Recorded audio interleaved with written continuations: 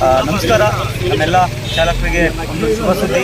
ಇವತ್ತು ಏನು ಇಷ್ಟು ವರ್ಷಗಳ ಹೋರಾಟದ ಫಲ, ಚಾಲಕರೆಲ್ಲ ರೋಡಲ್ಲಿ ನಿಂತು ಪೊಲೀಸ್ ಅವ್ರಲ್ಲಿ ಬೈಸ್ಕೊಂಡು ಸ್ಟೇಷನ್ಗೆ ಹೋಗಿ ಯಾರ್ಯಾರು ಹೋರಾಟ ಮಾಡಿದ್ರಿ ಅವರೆಲ್ಲ ಫಲವಾಗಿ ಇವತ್ತು ಹೈಕೋರ್ಟು ಏನು ರ್ಯಾಪಿಡೋದವರು ಹಿಡಿದ ತಕ್ಷಣ ತೋರಿಸ್ತಾ ಇದ್ರು ಹೈಕೋರ್ಟ್ ಆದೇಶ ಇದೆ ಅಂತ, ಆ ಆದೇಶಕ್ಕೆ ಕೊನೆಯಾಗಿದೆ.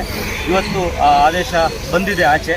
ನಾವು ಅದನ್ನು ತಂದು ಸಾರಿಗೆ ಸಚಿವರಿಗೆ ತಗೊಂಡು ಬಂದು ಇವತ್ತು ತೋರಿಸಿದ್ದೀವಿ.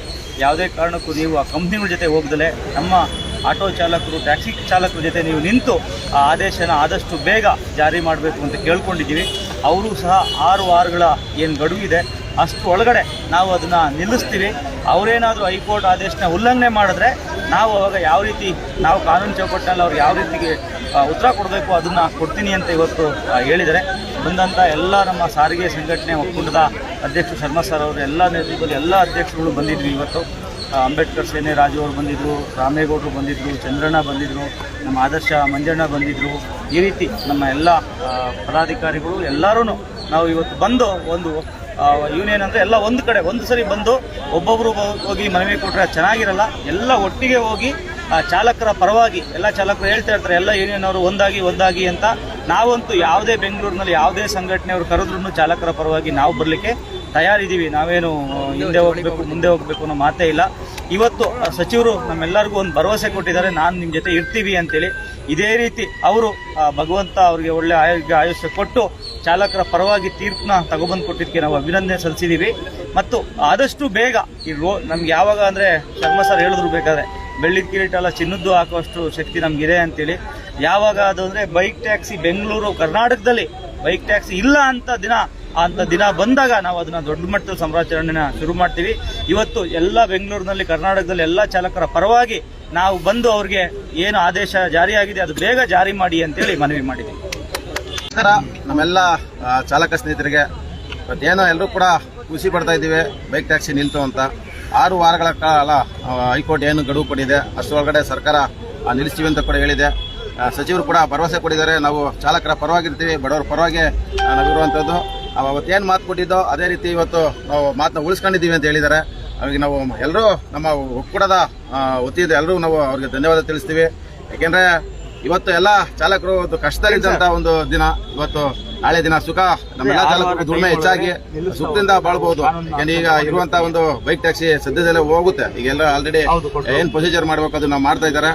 ಆಮೇಲೆ ಅದನ್ನ ಕಾನೂನು ರೀತಿ ಏನ್ ಕ್ರಮ ತಗೋಬೇಕು ಬೈಕ್ ಅವ್ರ ಮೇಲೆ ತಗೋತಾರೆ. ಎಲ್ರಿಗೂ ಮತ್ತೊಮ್ಮೆ ನಾನು ಧನ್ಯವಾದ ತಿಳಿಸ್ತೀನಿ. ನಮಸ್ಕಾರ. ತಾರೀಕು ಹೈಕೋರ್ಟ್ ಇಂದ ಆದೇಶ ಬಂದಿದೆ. ಆ ವಿಚಾರವಾಗಿ ಎಲ್ಲ ಖಾಸಗಿ ಸಂಘಟನೆ ಒಕ್ಕೂಟದ ಅಧ್ಯಕ್ಷರು ಮತ್ತು ಪದಾಧಿಕಾರಿಗಳು ಪ್ರತಿಯೊಬ್ಬರನ್ನು ಕೂಡ ಇವತ್ತು ಬಂದು, ಹಾಗೆ ನಮ್ಮೆಲ್ಲ ಸ್ವಾಭಿಮಾನಿ ಚಾಲಕರು ಇವತ್ತು ಸಾರಿಗೆ ಸಚಿವರನ್ನ ಒಂದು ಮೀಟ್ ಮಾಡಿ ಅವ್ರಿಗೆ ಏನು ಮುಂದಿನ 6 ವಾರಗಳಲ್ಲಿ ಏನು ಕಾರ್ಯಾಚರಣೆ ಮಾಡಬೇಕು ಅದು ಸಂಪೂರ್ಣವಾಗಿ ಮಾಹಿತಿ ಕೊಟ್ಟಿದ್ದೀವಿ.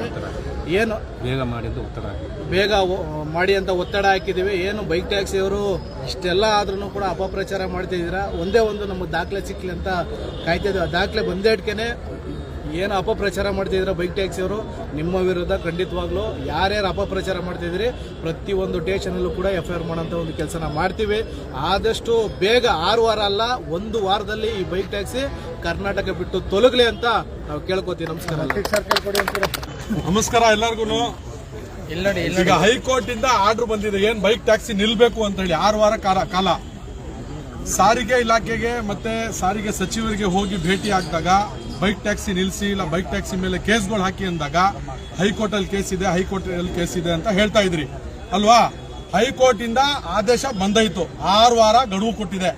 ಆ 6 ವಾರದ ಒಳಗಡೆ ಸಾರಿಗೆ ಇಲಾಖೆ ಏನ್ ಮಾಡಬೇಕು ಅಂತ ಹೇಳಿದ್ರೆ, ಈ ಏನು ರಾಪಿಡೋ ಓಲಾ ಊಬರು ಅಂತ ಹೇಳಿ ಏನು ಅಪ್ಲಿಕೇಶನ್ಗಳು ಮಾಡಿಕೊಂಡು ಅವರು ಗಾಡಿಗಳನ್ನ ರನ್ ಮಾಡ್ತಾ ಇದ್ದಾರೆ. 2 ವೀಲರ್ ಬೈಕ್ ಅವರೇ ಅಪ್ಲಿಕೇಶನ್ ನಲ್ಲಿ ಆಡ್ ಮಾಡ್ಕೊಂಡಿದ್ದು ಅಲ್ವಾ. 2 ವೀಲರ್ ನಲ್ಲಿ ರಾಪಿಡೋ ಓಲಾ ಊಬರು ಸಾರಿಗೆ ಇಲಾಖೆಗೆ ಯಾವುದೇ ರೀತಿನಲ್ಲಿ ಕೇಳಲಿಲ್ಲ. ಅಂದ್ರೆ ಯಾವ ರೀತಿನಲ್ಲಿ ಕೇಳ್ಕೊಂಡವ್ರು ಅದು ನಮ್ಗೆ ಗೊತ್ತಿಲ್ಲ, ಆದ್ರೆ ಕೇಳ್ಕೊಂಡು ಹಾಕೊಂಡವ್ರೆ. ಆ ಬೈಕ್ ಟ್ಯಾಕ್ಸಿ ಅಪ್ಲಿಕೇಶನ್ ಅನ್ನ ಅವರೇ ಖುದ್ದಾಗಿ ಕಿತ್ತಿ ಬಿಸಾಕುವಂತ ಕೆಲಸ ಸಾರಿಗೆ ಇಲಾಖೆ ಮಾಡಬೇಕು. ಅವ್ರಿಗೆ ತಾಕತ್ತಿತ್ತು ಅಂತ ಹೇಳಿದ್ರೆ ಅದನ್ನ ಬಿಸಾಕುವಂತ ಕೆಲಸ ಮಾಡಬೇಕು. ಹೈಕೋರ್ಟ್ ಆದೇಶ ಕೊಟ್ಟಿದೆ, ಹೈಕೋರ್ಟ್ ಆದೇಶಕ್ಕೆ ಅವರು ಮರ್ಯಾದೆ ಕೊಟ್ಟು ಆ ಅಪ್ಲಿಕೇಶನ್ ಕಿತ್ ಬಿಸಾಕುವಂತ ಕೆಲಸ ಈ ಸಾರಿಗೆ ಇಲಾಖೆಯವರು ಮಾಡಬೇಕು. ಯಾರು ಸಾರಿಗೆ ಇಲಾಖೆನಲ್ಲಿ ಉನ್ನತ ಅಧಿಕಾರಿಗಳಿದ್ದೀರಿ ಅವ್ರಿಗೆ ಸಾರಿಗೆ ಸಚಿವರು ಆದೇಶ ಕೊಡಬೇಕು. ಇಲ್ಲ ಅಂದ್ರೆ ಹೈಕೋರ್ಟ್ ನಲ್ಲಿ ಏನ್ ಆದೇಶ ಬಂದಿದೆ ಅದನ್ನ ನೋಡ್ಕೊಂಡು ಆ ಅಪ್ಲಿಕೇಶನ್ ನ ಬೈಕ್ ಟ್ಯಾಕ್ಸಿ ಅನ್ನುವಂತ ಕೆಲಸನ ಅದು ಬಿಸಾಕ್ಬೇಕು. ಈಗ ಆಟೋ ರಿಕ್ಷಾನ ನಾವು ರಾಪಿಡೋನಲ್ಲಿ ಓಡಿಸ್ತೀವಿ ಅಂತ ಹೇಳಿದ್ರೆ ನಾವೇ ಅಪ್ಲಿಕೇಶನ್ ತಾನೇ ಹಾಕೊಳ್ಳೋದು. ಅದೇ ರೀತಿನಲ್ಲಿ ಅವರು ಬೈಕ್ ಟ್ಯಾಕ್ಸಿ ಅಪ್ಲಿಕೇಶನ್ ಅಪ್ಲೋಡ್ ಮಾಡಿದ್ದಾರೆ. ಆ ಅಪ್ಲೋಡ್ ನ ಡಿಲೀಟ್ ಮಾಡುವಂತ ಕೆಲಸ 5 ನಿಮಿಷ ಕೆಲಸ ಅಷ್ಟೇ, 6 ವಾರ ಅಲ್ಲ. ಇದು ಒಂದೇ ವಾರದಲ್ಲಿ ಇಮಿಡಿಯೇಟ್ ಆಗಿ ಮಾಡಬೇಕು. ಮಾಡಿ ಸಾರಿಗೆ ಇಲಾಖೆ ಇಡೀ ಕರ್ನಾಟಕ ರಾಜ್ಯದ ಚಾಲಕರ ಜೊತೆನಲ್ಲಿ ಇದೆ ಅಂತ ಹೇಳಿ ತೋರಿಸ್ಕೊಳ್ಳಕ್ಕೆ ಇದೊಂದು ಮಾದರಿ ಆಗಿದೆ, ಇದೊಂದು ಪ್ರಶ್ನೆ ಆಗಿದೆ. ನೀವು ಉತ್ತರ ಕೊಡಬೇಕು.